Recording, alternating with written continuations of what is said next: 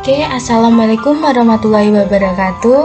Halo guys, perkenalkan nama saya Widya Warayu dari kelas Ekonomi Syariah J, NIM 401200309. Nah, di sini saya akan sedikit mengulas materi matkul manajemen pemasaran yang telah kita pelajari sebelum UTS.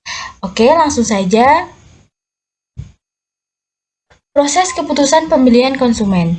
Nah, di proses keputusan pembelian konsumen ini ada pengenalan masalah, pencarian informasi, evaluasi alternatif, keputusan pembelian, perilaku pasca pembelian. Nah, langsung saja tentang pengenalan masalah. Nah, pengenalan masalah itu apa sih? Nah, pengenalan masalah itu adalah proses membeli diawali saat pembeli menyadari adanya suatu kebutuhan.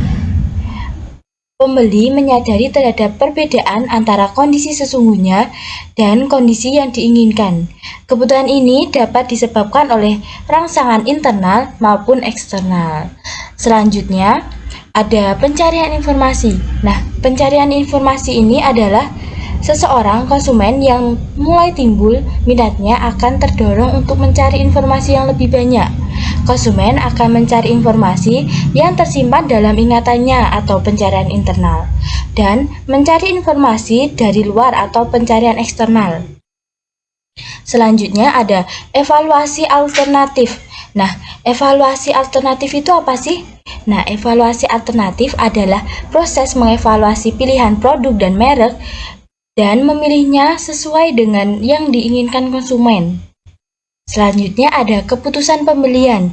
Nah, keputusan pembelian ini adalah tahap keputusan membeli. Konsumen akan melakukan evaluasi membentuk terhadap merek-merek yang terdapat pada pilihannya. Konsumen mungkin juga membentuk tujuan membeli untuk merek yang paling disukai.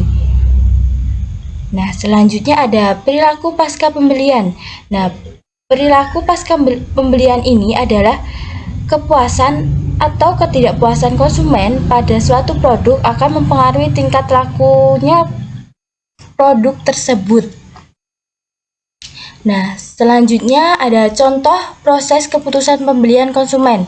Nah, ini ada pengenalan masa atau kebutuhan. Ini contohnya adalah air mineral. Nah, di sini ada saya butuh air mineral untuk memenuhi kebutuhan cairan dalam tubuh sehari-hari. Produk mana yang harus saya pilih atau saya beli? Selanjutnya ada pencarian informasi. Nah, ini pencarian informasi ini bertanya kepada teman atau kerabat, saudara, terus mendatangi toko untuk mencari tahu. Terus bisa juga untuk membuka internet untuk membandingkan merek, kualitas, harga, barang, dan lokasi untuk mendapatkannya. Nah, di sini ada contohnya, ada Aqua, ada Club, ada Le Mineral, ada Ades juga. Nah, selanjutnya ada evaluasi alternatif. Nah, ini evaluasi alternatif ini adalah membandingkan beberapa merek produk, menyimak pendapat para influencer. Terus ada mengevaluasi secara pribadi berdasarkan harga, kualitas, dan lokasi pendapatan produk tersebut. Terus ada keputusan pembelian. Nah, keputusan pembelian ini adalah untuk kebutuhan sehari-hari. Keputusan pembelian konsumen cenderung lebih mudah dan stabil. Memilih berdasarkan merek, pemasok, jumlah, hingga metode pembayaran. Terus di sini ada keputusan pembeliannya ada Aqua. Kenapa memilih Aqua? Karena Aqua itu diambil dari sumber mata air terpercaya, jernih, aman, terjamin untuk kesehatan dan mudah didapatkan. Terus ada perilaku pasca pembelian. Nah, perilaku pasca pembelian ini adalah setelah membeli, konsumen dapat memberikan respon atau membandingkan realita dan ekspektasinya, puas atau tidak puasnya terhadap produk yang dibeli atau Aqua ini.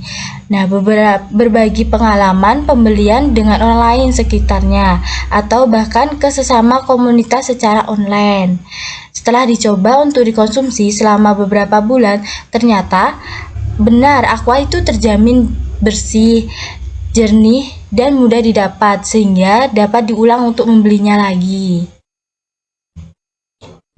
Nah, setelah itu ada tahap-tahap proses pembelian organisasi. Nah, di sini ada pengenalan masalah,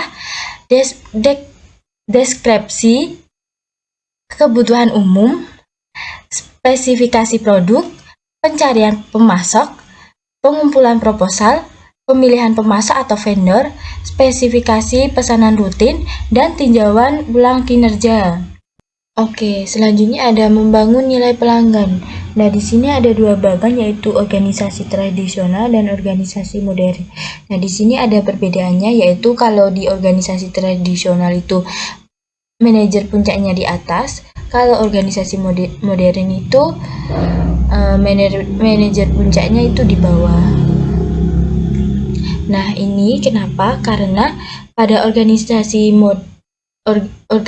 tradisional itu sebagai suatu sistem tertutup yang menempatkan para anggota di bawah kendali penuh manajemen. Artinya anggota tidak memiliki kekuatan apapun dalam sebuah organisasi. Keputusan selalu atas persetujuan dari manajemen saja. Lebih berorientasi pada hasil dan tidak terlalu peduli dengan anggota yang terlibat di dalamnya. Sedangkan pada organisasi modern itu sebuah kumpulan orang atau kelompok yang melakukan sebuah kegiatan dengan sadar dan di bawah koordinasi dari organisasi untuk mencapai sebuah tujuan utama dari organisasi. Dalam hal ini, anggota ikut terlibat dalam organisasi pengambilan kebijakan suatu organisasi, sehingga tidak lagi bersifat kaku dan lebih fleksibel dalam kondisi yang terjadi saat itu. Kedua organisasi tersebut memiliki beberapa perbedaan yang cukup jelas. Gitu.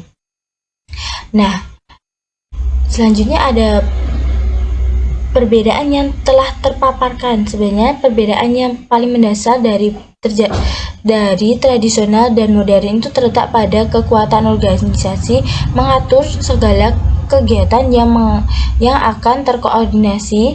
Untuk saat ini organisasi modern lebih cocok berlaku daripada organisasi tradisional, sebab organisasi tradisional dianggap kaku dan kuno, sedangkan organisasi modern itu mudah mendapat penerimaan dari masyarakat, terutama generasi milenial.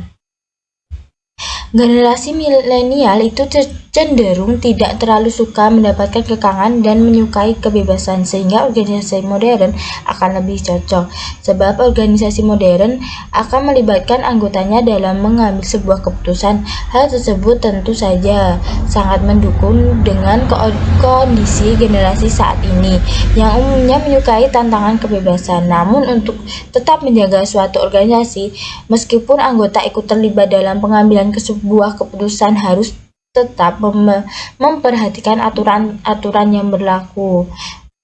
Fungsi dari hal tersebut agar seluruh saran dan masukan yang terlontarkan oleh anggota tidak langsung berlaku sebagai pengambilan keputusan, melainkan harus tetap memperlihatkan aturan yang berlaku dan tujuan apa yang hendak terwujud oleh organisasi. Nah, ada bagian organisasi modern itu untuk keberhasilan pemasaran itu pertama itu pelanggan. Nah, pelanggan itu ada di atas karena pelanggan di posisi di puncak piramida. Terus ada karyawan garis depan. Nah, ini orang-orang yang memenuhi, melayani dan memuaskan pelanggan. Terus ada manajer media atau menengah. Nah, ini pihak yang mendukung karyawan garis depan sehingga mereka dapat melayani pelanggan dengan baik. Selanjutnya ada manajer puncak, yaitu pihak yang mempekerjakan dan mendukung manajer menengah dengan baik. Nah, adanya pelanggan di samping sisi berarti bahwa manajer di semua tingkat harus terlibat secara pribadi dalam mengetahui, memenuhi, dan melayani pelanggan. Selanjutnya ada sasaran pemasaran. Nah, sasaran pemasaran ini mencakup 3 aktivitas, yaitu segmentasi, targeting, dan positioning. Nah, segmentasi itu adalah kegiatan membagi-bagi pasar yang bersifat heterogen dari suatu produk ke dalam satuan-satuan pasar atau segmen pasar yang bersifat homogen. Selanjutnya ada targeting. Nah, targeting ini ada tindakan mengevaluasi dan membandingkan kelompok yang diidentifikasi dan kemudian memilih satu atau beberapa di antaranya sebagai calon pasar sasaran dengan potensi yang paling besar. Selanjutnya ada positioning. Nah, ini adalah suatu perspektif yang diinginkan agar timbul di benak suatu kelompok konsumen di suatu pasar tertentu sehingga menimbulkan keunikan dibandingkan pesaing. Nah, ini ada contoh STP. Nah, ini contohnya di produk merek Eiger. Nah, ini segmentasinya untuk mereka yang senang berpetualang dan ikut berperan serta dalam memelihara lingkungan hidup. Nah, karena di Eiger sendiri itu kan ada jangkat, ada kaos, dan ada alat-alat untuk mendaki, dan itu termasuk di lingkungan-lingkungan atau pegunungan-pegunungan seperti itu. Nah, targetnya itu konsumen pencinta kegiatan outdoor. Nah, kenapa? Karena itu di Eiger sendiri menjual kaos dan menjual sepatu, tas untuk mendaki di luar lingkungan atau di puncak gunung. Nah, ini untuk konsumennya itu dari kalangan menengah ke atas, karena jika melihat pada produk Eiger, harga satu buah tas ransel Eiger itu mulai dari 150.000.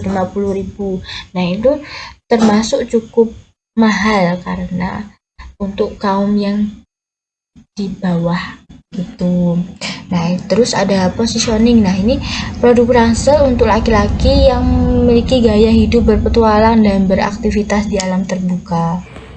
Oke, sekian presentasi dari saya, kurang lebihnya mohon maaf. Wassalamualaikum warahmatullahi wabarakatuh dan sampai jumpa guys.